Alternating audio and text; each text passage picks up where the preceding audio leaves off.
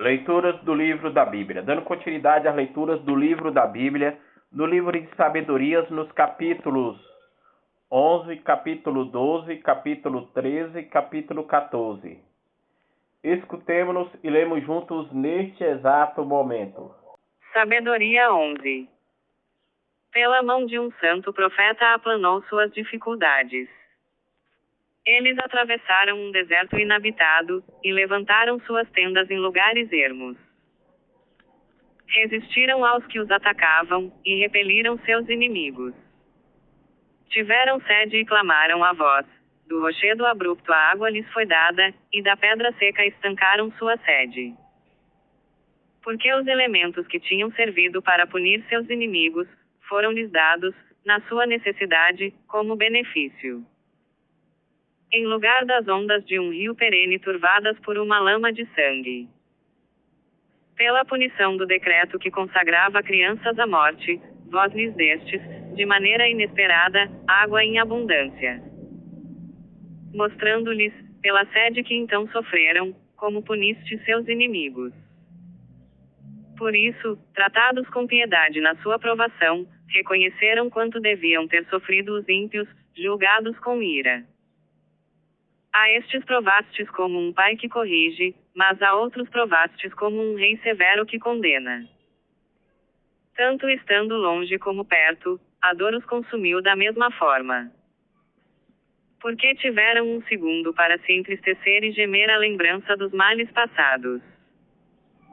Compreendendo, com efeito, que o que era para eles castigo, era para outros ocasião de benefício, sentiram a mão do Senhor. E aquele que, outrora exposto e abandonado, tinham repelido com zombaria, admiraram-no finalmente, porque sofreram uma sede diferente da sede do justo.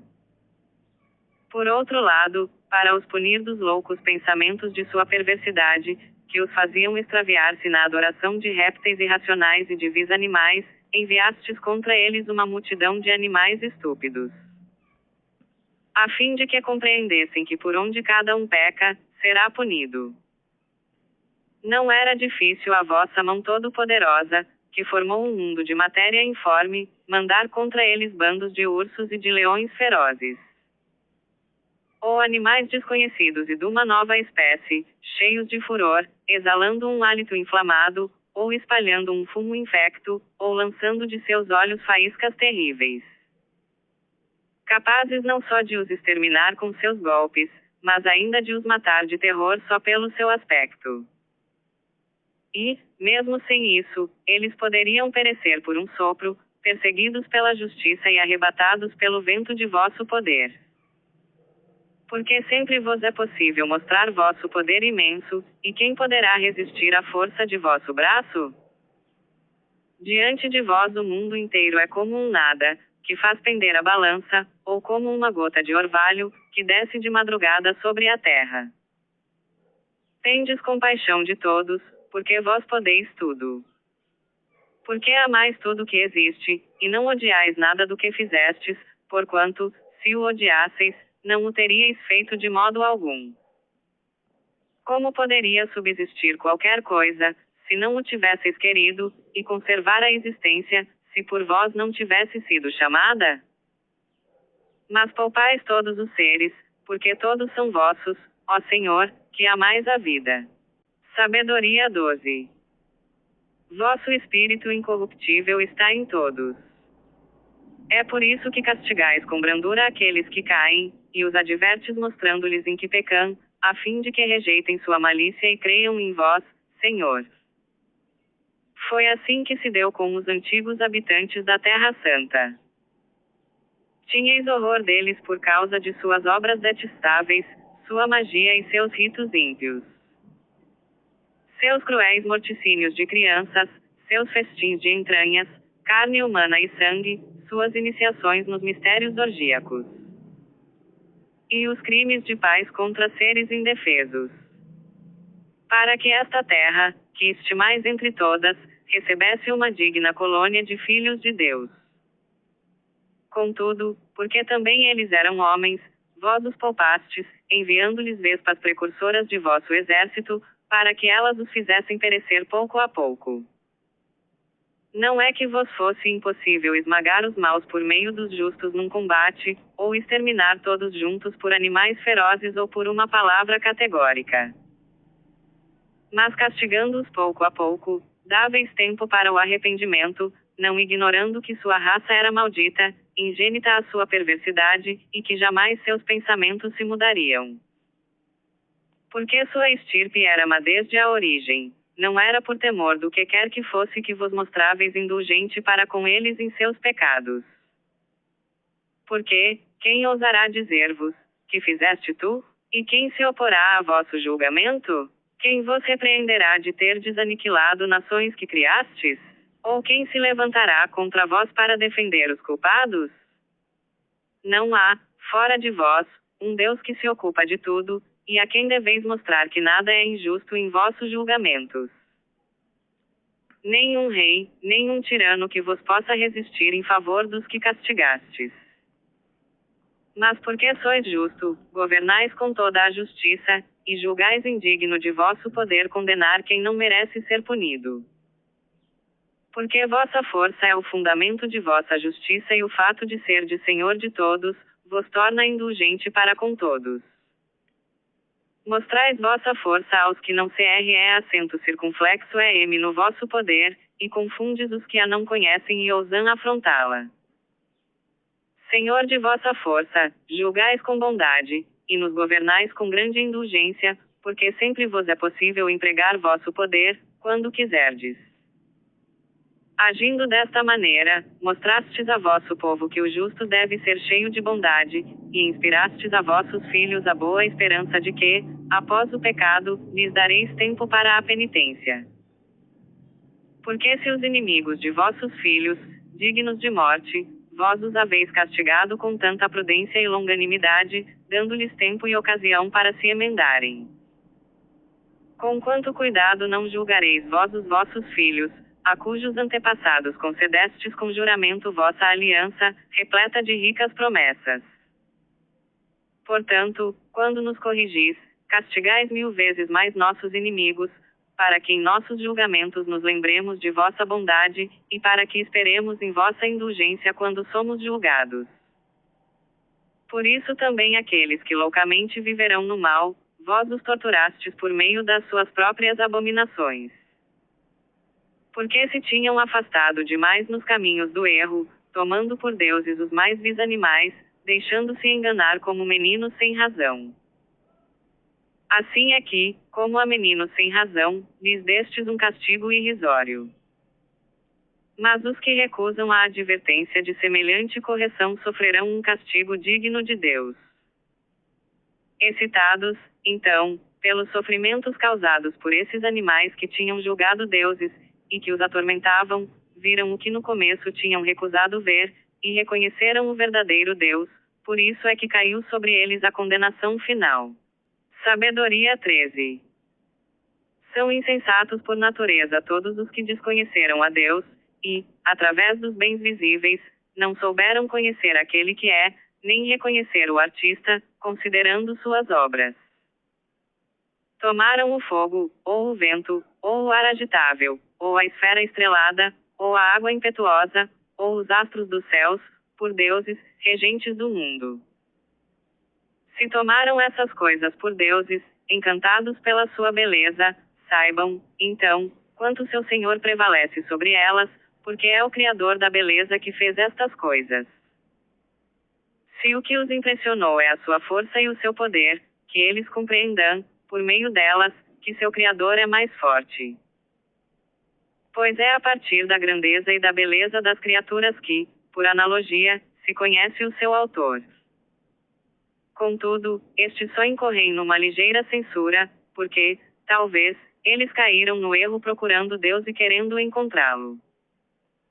Vivendo entre suas obras, eles as observam com cuidado, e porque eles as consideram belas, deixam-se seduzir pelo seu aspecto. Ainda uma vez, entretanto, eles não são desculpáveis. Porque, se eles possuíram luz suficiente para poder perscrutar a ordem do mundo, como não encontraram eles mais facilmente aquele que é seu Senhor? Mas são desgraçados e esperam imortos, aqueles que chamaram de deuses a obras de mãos humanas. O ouro, a prata, artisticamente trabalhados, figuras de animais, alguma pedra inútil, a que, outrora, certa mão deu forma. Assim, um lenhador cortou e serrou uma árvore fácil de manejar. Habilmente ele lhe tirou toda a casca, e com a habilidade do seu ofício, fez dela um móvel útil para seu uso. Com as sobras de seu trabalho, cozinhou comida, com que se saciou. O que ainda lhe restava, não era bom para nada, não passando de madeira torcida e toda cheia de nós. Ou o aspecto de algum vil animal, pôs-lhe vermelhão, uma demão de uma tinta encarnada, e encobriu-lhe cuidadosamente todo o defeito. Em seguida, preparou-lhe um nicho digno dele, e o fixou à parede, segurando-o com um prego. Foi por medo que caísse, que tomou este cuidado, porque sabe muito bem que ele não pode ajudar-se a si mesmo, pois não passa de uma estátua que tem necessidade de um apoio. Mas quando lhe implora por seus bens, seus casamentos, seus filhos, não se envergonha de falar ao que é inanimado, e pede saúde ao que é desprezível. Reclama a vida ao que é morto, e procura socorro no que é débil. Para um lucro, um trabalho, o bom êxito de uma obra de suas mãos, pede a força ao que nem é capaz de mover as mãos. Sabedoria 14. Outro, por sua vez, que quer navegar e se prepara para atravessar as impetuosas ondas, invoca um madeiro de pior qualidade que o navio que o leva. Porque o desejo do lucro inventou o navio, e uma hábil sabedoria dirigiu sua construção. Mas sois vós, Pai, que o governais pela vossa providência, porque, se abristes caminho, mesmo no mar, e uma rota segura no meio das ondas. Mostrando por aí que vós podeis tirar do perigo aquele que as afronta mesmo sem meios. Quereis entretanto que não sejam inúteis as obras de vossa sabedoria. Por isso os homens confiam a própria vida a um pouco de madeira e atravessam em segurança as ondas num navio. Assim, com efeito, quando na origem dos tempos fizestes perecer gigantes orgulhosos, a esperança do universo, refugiando-se num barco, que vossa mão governava, conservou para o mundo o germe de uma geração. Porque é bendito o madeiro pelo qual se opera a justiça. Mas maldito é o ídolo, ele e o que o fez. Com efeito, Deus odeia tanto o ímpio quanto sua impiedade. E a obra sofrerá o mesmo castigo que o autor. Este é o motivo porque também os ídolos das nações serão julgados, porque, na criação de Deus, eles se tornaram uma abominação, objetos de escândalo para os homens, e laços para os pés dos insensatos. É pela idealização dos ídolos que começou a apostasia, e sua invenção foi a perda dos humanos. Eles não existiam no princípio e não durarão para sempre.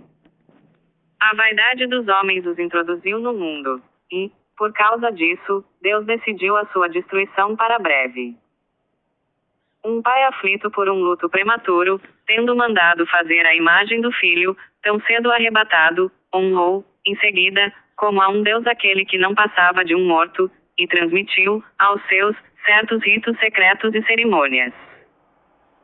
Este costume ímpio, tendo-se firmado com o tempo, foi depois observado como lei.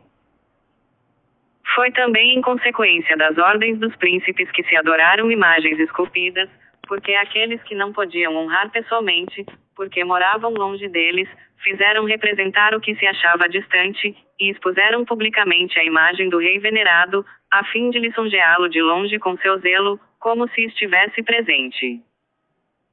Isto contribuiu ainda para o estabelecimento deste culto, mesmo entre os que não conheciam o rei. Que, talvez, querendo agradar ao soberano, deu-lhe, por sua arte, a semelhança do belo. E a multidão, seduzida pelo encanto da obra, em breve tomou por Deus aquele que tinham honrado como homem.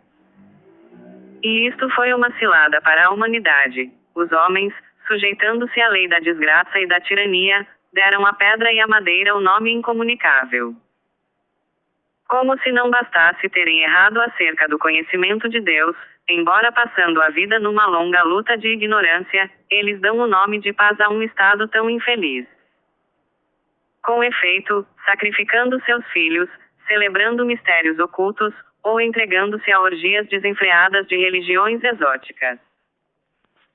Eles já não guardam a honestidade nem na vida nem no casamento, mas um faz desaparecer o outro pelo ardil, ou o ultraja pelo adultério. Tudo está numa confusão completa: sangue, homicídio, furto, fraude, corrupção, deslealdade, revolta, perjúrio. Perseguição dos bons, esquecimento dos benefícios, contaminação das almas, perversão dos sexos, instabilidade das uniões, adultérios e impudicícias. Porque o culto de inomináveis ídolos é o começo, a causa e o fim de todo o mal. Seus adeptos incitam o prazer até a loucura, ou fazem vaticínios falsos, ou vivem na injustiça, ou, sem escrúpulo, juram falso. Porque, confiando em ídolos inanimados, esperam não ser punidos de sua má-fé. Contudo, o castigo os atingirá por duplo motivo: porque eles desconheceram a Deus, afeiçoando-se aos ídolos, e porque são culpados, por desprezo à santidade da religião, de ter feito juramentos enganadores. Pois não é o poder dos ídolos invocados, mas o castigo reservado ao pecador, que sempre persegue as faltas dos maus. Amanhã, dando continuidade às leituras do livro da Bíblia, no livro de sabedoria, nos capítulos 15, capítulo 16, capítulo 17 e capítulo 18. Paz e bênçãos a todos.